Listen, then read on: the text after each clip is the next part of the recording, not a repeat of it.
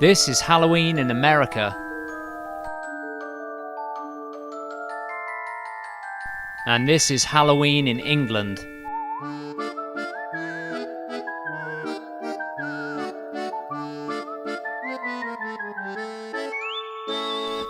In the States, more than 70% of citizens participate in Halloween, spending $9.1 billion on candy and costumes, ranging from vampires and ghouls to Wonder Woman and Disney princesses.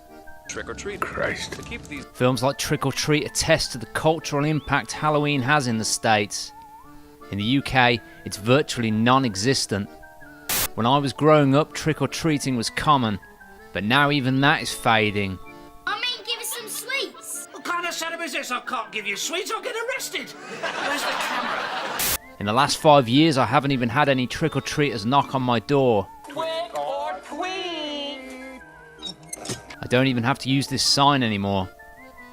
Halloween just never took off in England, though not through lack of promotion.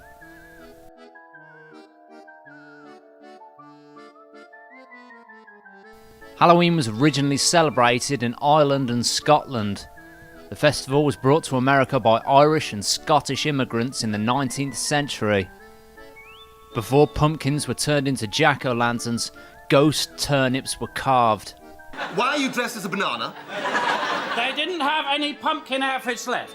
On the night of October 31st, Samhain was celebrated. Samhain marked the end of the harvest season and the beginning of winter. It was believed on this day the ghosts of the dead returned to Earth. Offerings of food and drinks were left to appease the spirits. The souls of the dead were believed to visit homes seeking hospitality. Places were set at tables, candles were lit, and prayers were held. After this, big meals were consumed, then rituals, games, and drinking began.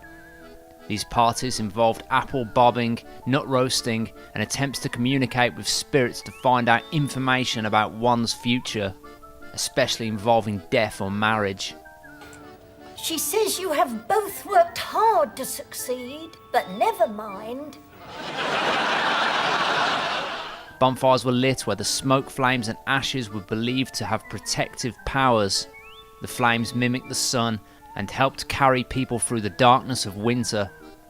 People would impersonate the souls of the dead, dressing in costumes and going from door to door singing or reciting rhymes in exchange for food. Often threats of mischief were made should they be offered nothing. It's a sign of respect. Hey, you know who could use little respect right now? Dale. Gifts to these trick-or-treaters would include cakes, fruit, and money. These traditions soon took America by storm. Because pumpkins were more practical than turnips, the jack-o'-lantern was born. These carved pumpkins were carried by trick-or-treaters to frighten evil spirits. Black cats, which have also been long associated with witches, are also a common symbol of Halloween. Gothic horror and literature became associated with the festival. Sometime around the 50s, rumours of poisoned candy began to circulate. In 1959, a Californian dentist named William Shine distributed 450 candy-coated laxative tablets to children. Was this a prank or serious intention to hurt children? Nobody knows, but with this, the urban legend of children intentionally being poisoned began. Around the early 60s, the idea of self-manufacturing candies containing poison caught the public's imagination. People were discouraged from giving out homemade treats in favour of individually wrapped brand-made candies. With so much fear spreading, some communities abandoned conventional trick-or-treating in favour of trunk-or-treat events held at Christian churches. In 1964, a woman gave out candies containing steel wool and dog biscuits. This was thought to be a prank as the candies were clearly labelled poison. Nevertheless, the woman was prosecuted and pleaded guilty to child endangerment. In 1970, the New York Times perpetuated the myth by printing a story warning of potential tampering. The article detailed every parent's fears. It cited 2 reports of poisoned candy, both unconfirmed. I saw your picture in the newspapers. You, chopped your wife and daughter up into little bits. Then you blew your brains out.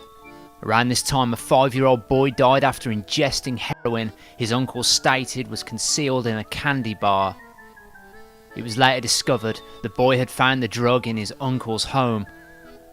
In 1974, an 8-year-old boy named Timothy O'Brien died after ingesting a cyanide-laced pixie stick he'd collected while trick-or-treating. After investigations, it was discovered the boy's father, Ronald O'Brien, had constructed the treat himself. He was $100,000 in debt and had taken out life insurance policies on his children. It was later found out he'd accompanied them while trick-or-treating. While waiting at a house where the occupant didn't answer the door, his children became bored and headed on.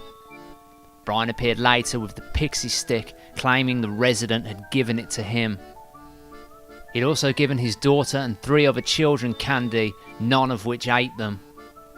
Police found more tampered candy in his home. O'Brien became known as the man who killed Halloween. In 1978, Patrick Widerhold, a 2-year-old boy from Flint, Michigan, died after eating Halloween candy. However, toxicology tests found no evidence of poisoning, and his death was determined to be due to natural causes. In 1990, a 7-year-old girl named Ariel Katz died while trick-or-treating.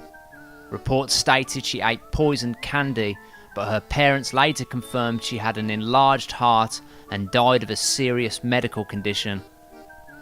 In 2001, a 4-year-old girl in Vancouver, British Columbia died after eating some Halloween candy. The autopsy showed no reports of poisoning, rather an inflammatory disease of the heart. Almost all cases of candy tampering have been found to be by a family member or friend, and often as a prank. To this day, no cases of strangers killing or permanently injuring children this way have been proven. The primary risk for children on Halloween is, and always has been, motor vehicles. Increased numbers of children on the streets means they're 3 times more likely to be struck and killed by a car on Halloween than any other day of the year. Despite all the myths of the ghoulish stranger devising poisoned treats, no children have ever been killed eating strangers' candy. Happy Halloween. So what is the reason, despite decades of commercial and cultural pressure, Halloween in Britain never really took off? Well, it's this: Guy Fawkes Night. Taking place on the 5th of November, Guy Fawkes Night, also known as Bonfire Night, is held in remembrance of Guy Fawkes, who attempted to blow up the Houses of Parliament. Fireworks displays are held and giant fires lit each year. The festival being so close to Halloween, it seems the Brits just chose to throw all their money into one commercial holiday than the other. Maybe if there'd been a gap of 4 months we'd celebrate both, but we don't. And for now it seems Halloween for England will remain dead.